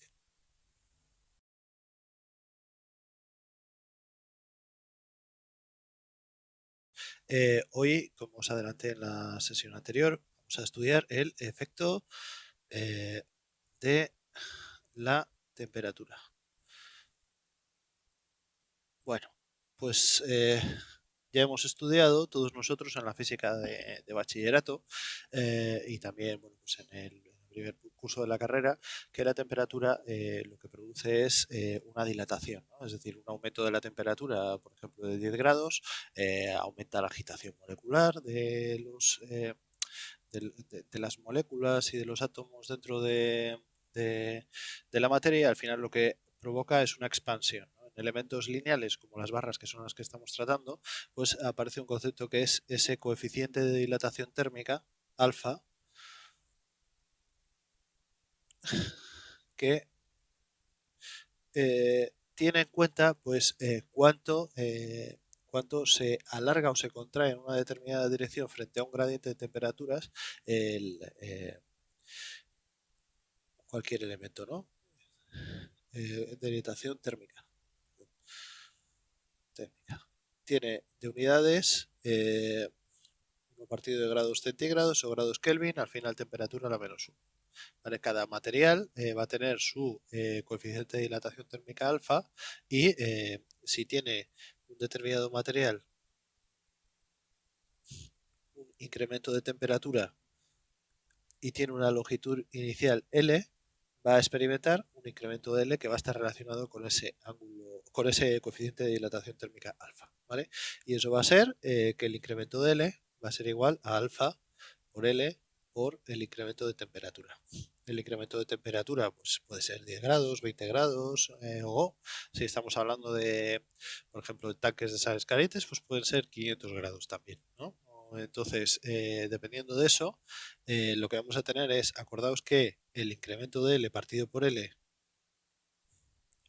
va a ser igual a epsilon debido a la temperatura, a una deformación longitudinal por la temperatura, que va a ser igual a alfa por el incremento de T. Bueno, pues entonces aquí aparece dos conceptos. Uno, que se puede tener deformaciones por un hecho físico, que son las cargas que están distribuidas puntuales, etcétera, ¿no? En una determinada barra, pero también hay deformaciones y tensiones que tienen que ver con otro fenómeno físico que es la temperatura, ¿vale? Entonces, si tenemos una viga isostática y apoyada de este tipo, con un apoyo fijo articulado a la izquierda y un apoyo fijo y un apoyo móvil, un carrito articulado a la derecha y a esta le metemos un incremento de temperatura, eso lo que va a suceder es que se va a ir dilatando y hasta una posición nueva, ¿vale?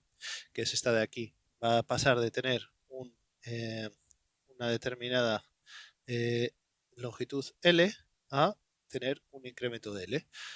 Pero, sin embargo, como la dilatación es libre, como no hay nada que lo restrinja, pues simplemente la barra se alarga, pero no se causan ningún axil. Lógicamente no puede haber axil porque este carrito es móvil, ¿vale? Entonces no tiene ninguna reacción que lo equilibrase. Entonces se alcanza una nueva posición de equilibrio en el que la barra pues tiene una longitud nueva, L más incremento de L, y no hay axiles ni hay tensiones, ¿vale? Sin embargo, ¿qué es lo que sucede si, por ejemplo, estuviéramos en una barra hiperestática como esta de la figura? Bueno, pues si la barra fuera hiperestática y en vez de tener un apoyo móvil tuviera dos apoyos fijos a una distancia L sobre los que incide un incremento de temperatura, pues lo que va a suceder es que ese incremento de temperatura se va a convertir, va a tener una reacción equivalente, ¿vale? Que va a ser el equivalente a si se cogiera esta dilatación libre y se llevase otra vez hasta el punto de entrada, es decir, el incremento de longitud debido a la temperatura y debido a la deformación elástica tiene que ser, ¿no? ¿Vale? Entonces aparecería aquí una reacción y aquí también una reacción. Entonces, la ecuación que gobernaría esto, pues sería, como hemos hablado en las hiperestáticas, tendríamos que tener una ecuación de comportamiento y de compatibilidad, ¿no? La de comportamiento sería que las deformaciones van a ser las deformaciones de la parte elástica más las deformaciones de la parte de temperatura, que va a ser igual por la ley de Hooke a sigma partido por epsilon más alfa por el incremento de t. Esto es lo que hemos traído aquí, ¿vale? Bueno, pues poniendo esto en términos de incrementos, ¿no? Tendríamos que el incremento de L partido por L va a ser igual al incremento de L partido por L elástico más el incremento de L partido por L debido a la temperatura, y esto va a ser igual, pues otra vez a sigma partido por E más alfa por el incremento de temperatura. Son dos formas de explicar lo mismo, ¿vale? En definitiva, ¿qué es lo que sucede? Que si pasamos la L multiplicando, tendríamos incremento de L, que es delta. El incremento de L va a ser sigma, que es el axil partido por el área, ¿no? Esto es, o sea, esto de aquí, lo segundo, es lo primero multiplicado por L, ¿vale? Lo único que hacemos es pasar en esta cuenta la L multiplicando a la derecha. Es decir, multiplicamos a izquierda y derecha de la igualdad por L, más alfa L incremento de T, ¿vale? Y esta es un poco la ecuación del comportamiento, ¿vale? Esta sería un poco la ecuación del comportamiento. ¿Qué pasa? Que ahora tenemos que introducir la ecuación de compatibilidad. ¿Cuál es la ecuación de compatibilidad? Hombre, pues que si tenemos dos apoyos articulados fijos, el desplazamiento total, el incremento de longitud total de la barra va a ser nulo. Y si el incremento total de la barra es nulo, eso significa incremento de L es cero, ¿no? Y si es nulo, pues bueno, tendremos que n por L partido de E a tiene que ser igual a menos alfa incremento de t por L. Se nos van las L's y lo que quedará es que el axil va a ser igual a menos alfa incremento de t por EA. Que este es el axil que tiene la barra. Y el axil que tiene la barra son las reacciones, ¿vale? Entonces, la tensión generada por esto va a ser igual a la reacción partido del área, o el axil partido del área, que va a ser igual a menos alfa incremento de t por E, ¿vale? Entonces, imaginaos, el acero. El acero tiene como módulo de Young 210.000 megapascales. Un incremento de temperatura de 10 grados, aunque tenga un coeficiente de dilatación térmica que es por 10 a la menos 5, se termina convirtiendo en una tensión relevante, ¿vale? Por eso hay que tener en cuenta, por ejemplo, en obras lineales de gran longitud, pero también en elementos de arquitectura o naves industriales o lo que sea, cada X tiempo, o sea, cada X distancia que me diga, hay que situar unas juntas de dilatación para permitir el movimiento en las dilataciones y los movimientos longitudinales sin que sobrecarguen la estructura, porque se terminan convirtiendo en unas cargas bastante relevantes, ¿vale? Bueno, simplemente vamos a plantear pues, un primer ejemplo de cómo funcionaría esto. Entonces, ese primer ejemplo, vamos a poner, tenemos una barra compuesta de dos áreas diferentes, ¿vale? Una primera sección que tiene de área 2A y está compuesta de aluminio. Y una segunda sección que está compuesta de acero y tiene una sección A, ¿vale?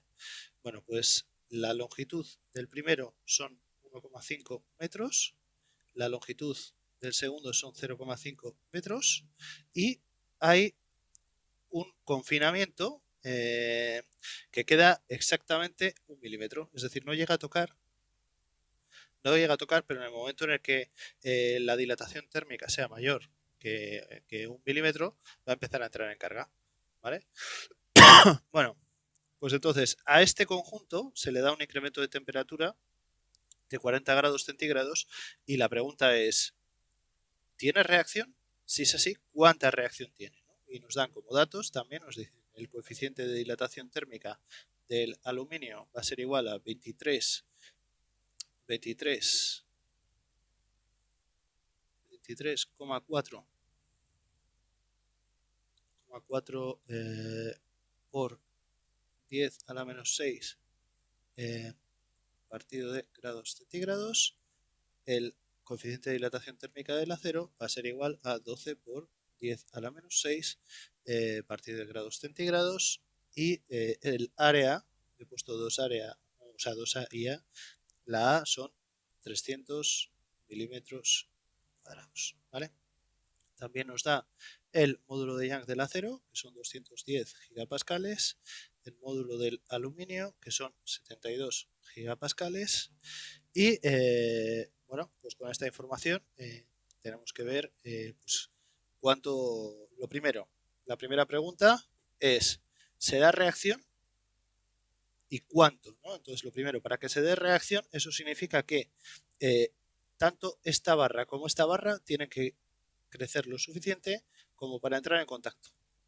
¿Vale? Tienen que crecer tienen que estirarse más de 1 milímetro por esa dilatación térmica. Entonces, bueno, podemos decir incremento de longitud del aluminio va a ser igual al alfa del aluminio, voy a poner como subíndice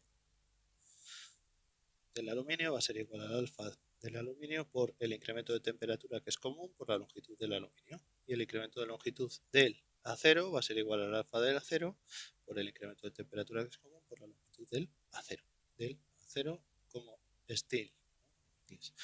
Bueno, pues el incremento de longitud total va a ser igual al incremento de longitud del aluminio más el incremento de longitud del acero, que va a ser igual a 23,4 por 10 a la menos 6 por 1500 por 40 más 500. Bueno, vamos a poner primero el coeficiente de dilatación térmica por ser un poco más ordenados. 12 por 10 a la menos 6 por 500 por 40. Y todo esto va a ser igual a 1,644 milímetros. Bueno, pues ya vemos que al aumentar 40 grados centígrados este conjunto con una barra de 1,5 metros de aluminio y una barra de medio metro de acero, lo que va a suceder es que si esa deformación fuera libre, se estirarían libremente 1,644 milímetros.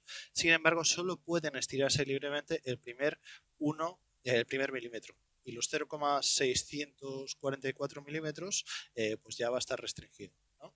Entonces, eso significará que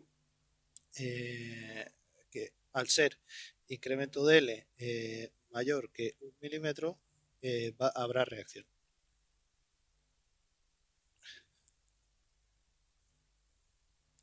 Vale, entonces, ¿qué es lo que hemos quedado en la ecuación esta anterior?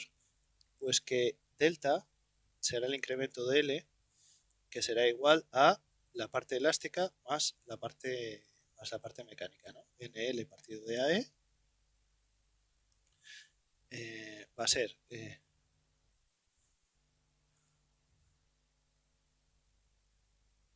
vamos a ver, vamos a tener claro, primero tenemos dos partes distintas, entonces tendremos delta de la parte elástica tiene que ser igual a 1,644 menos 1 milímetro, que son 0,644 6,44. Es decir, lo que podemos poner es una superposición. Es decir, bueno, pues por la parte térmica vamos a tener un estiramiento de 1,644 milímetros, que es lo que acabamos de calcular, y por la parte elástica necesitaremos una compresión exactamente de 644 milímetros, que es la diferencia entre el hueco libre y lo que estiraría libremente. ¿Vale? Entonces, esto lo podemos plantear como que delta va a ser igual a la reacción que se dé. La reacción va a ser igual entre el conjunto y la pared, entre el acero y la pared cuando una vez tocan, y entre el acero y el aluminio, es decir, el axil va a ser constante en toda la longitud. La tensión no, porque las áreas varían, pero el axil sí. ¿Vale? Entonces, lo primero será calcular esa reacción R. ¿Vale?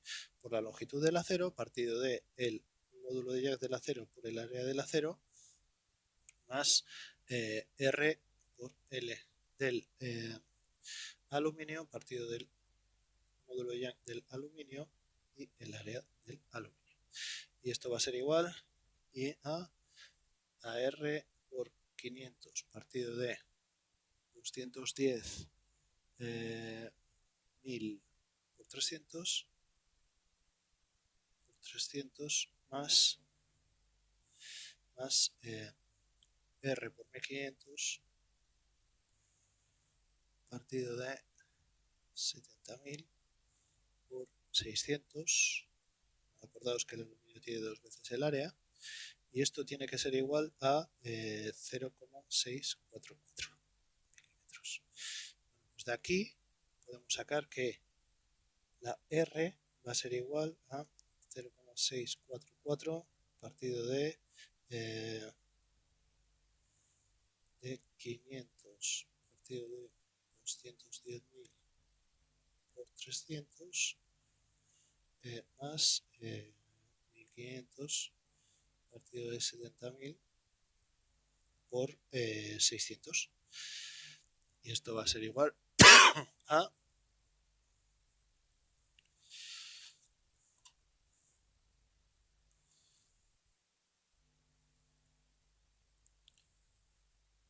en realidad es menos aquí y esto es menos aquí y esto será igual a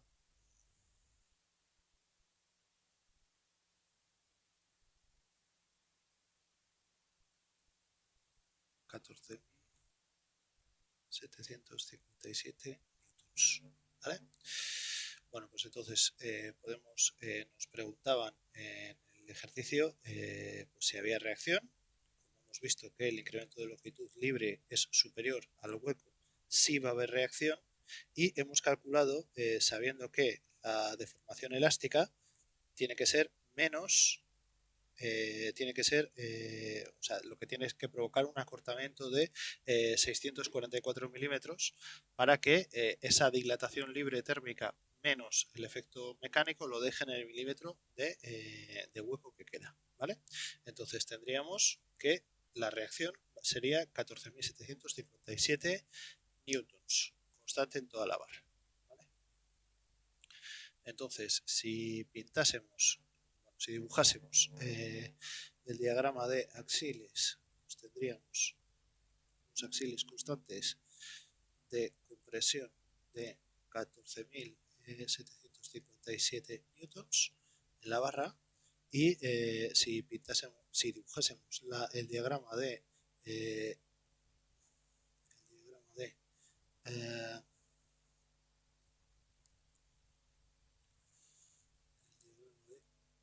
tensiones, pues tendríamos una primera tensión de R partido por A, o sea que son 14.757 entre 300, quedaría 43,13 megapascales, y entre 600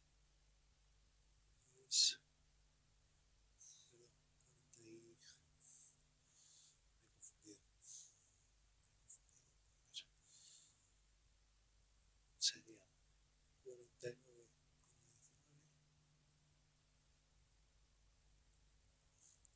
megapascales, y aquí 24,6 megapascales de compresión. ¿Vale? Negativos. pues ahora vamos a hacer otro ejemplo. Bien, tenemos en el ejemplo 2,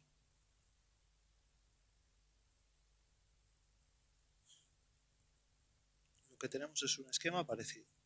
Tenemos por un lado una barra de aluminio que tiene 460 milímetros y a medio milímetro, estoy exagerando, 0,5 milímetros, tenemos otra barra un poquito más pequeña de acero,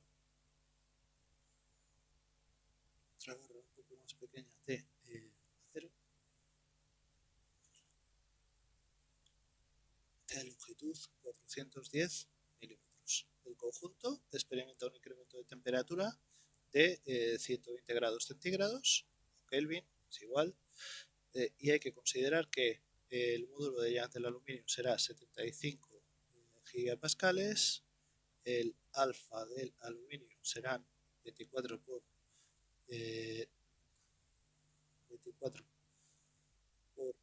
10 a la menos 6 grados centígrados a la menos 1, y el área del aluminio será igual a 2000 milímetros cuadrados.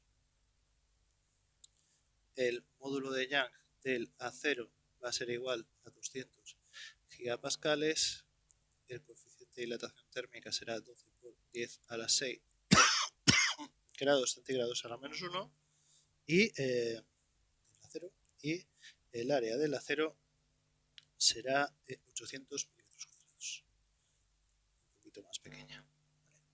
Bueno, pues lógicamente lo que pide aquí pues es hay que hallar cuáles son los axiles que aparecen, ¿no? Es decir, primero, en ese coeficiente de dilatación térmica, si fuera libre, la primera comprobación es ver pues cuál es el incremento de L total, que va a ser igual al incremento de L del acero más el incremento de L del aluminio, ¿no? Y que va a ser 24 por 10 a la menos 6 alfa por 120, que es el incremento de T por la longitud, que son 460, más 12 por 10 a la menos 6 por 120 por 410. Bueno, pues considerando esto, esto va a dar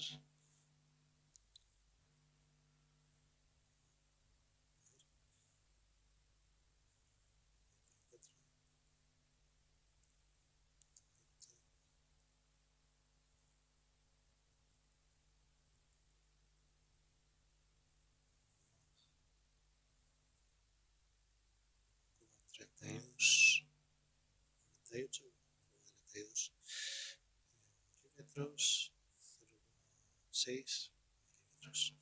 Va a ser 1,92 milímetros.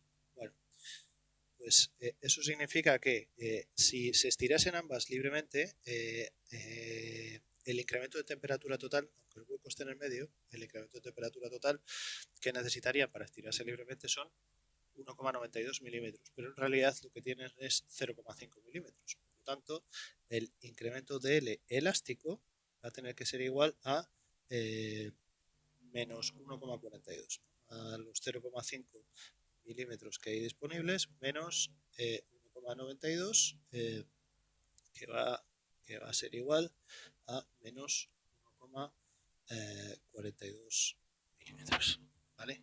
Bueno, pues entonces 1,40, entonces tendremos que el axil que aparece entre las dos barras por la longitud del aluminio partido de E del aluminio por el área del aluminio va a ser igual al axil que aparece entre las dos barras por la longitud del acero partido del módulo de Young del acero por el área del acero.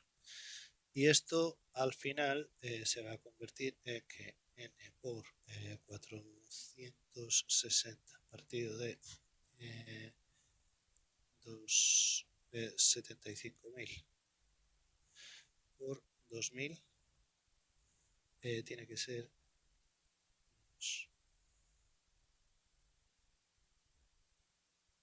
No. A ver. Que aquí os estoy liando un poquito. ¿Vale? Entonces, este más este tiene que ser igual a menos 1,42. ¿Vale? Entonces, este más n por 410 partido de 200.000 por 800 tiene que ser igual a menos 1,42. Vale. Bueno, pues entonces eso significa que la n va a ser igual a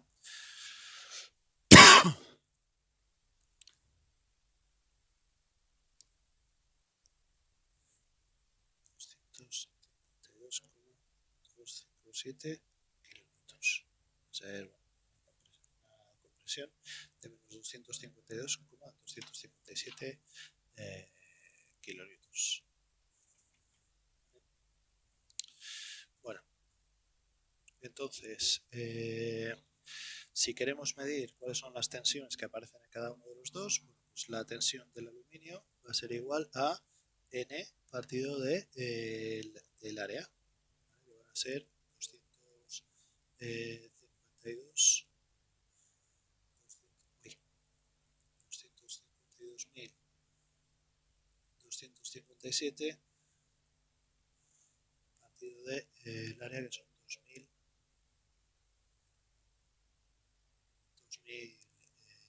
milímetros cuadrados. Entonces esto va a ser igual a 126,15 megapascales. La tensión del acero va a ser igual a 252.257 partido de 800, y esto van a ser 315,4 megapascales. Bien, ¿cuál es la lección de esto? Pues que aunque el acero tiene bastante menos área que el aluminio, y aunque tengan los dos el mismo axil, a mayor rigidez implica más tensión. ¿Vale? Bueno, ¿cuál es el cambio de longitud de las varillas? Pues sería la suma de ambas. Ambas van a dilatarse hasta cubrir ese hueco de medio milímetro, y luego van a experimentar una compresión hasta cubrir el 1,42 milímetros que tienen de diferencia. ¿Vale? Y bueno, sin más. Bueno, pues ya hemos visto cuáles son los efectos de la temperatura, teniendo en cuenta pues, un estado de cargas concomitante, ¿vale? Es decir, podríamos ver pues cuando la temperatura actúa aisladamente, o también podríamos ver, sabiendo cuáles son las diferencias entre las deformaciones elásticas y las térmicas que se tienen que dar para cumplir las condiciones de contorno, podríamos combinar la temperatura y las acciones. Con lo cual, bueno, pues hemos cubierto el objetivo de esta sesión. Eso es, hemos visto dilatación libre, dilatación restringida, y luego pues cómo calcular con un par de ejemplitos, cómo calcular las acciones mecánicas derivadas de ese incremento de temperatura. Bueno, pues muchas gracias por vuestra atención y os espero en la siguiente sesión, en la que empezaremos ya con los ejercicios para ir cerrando.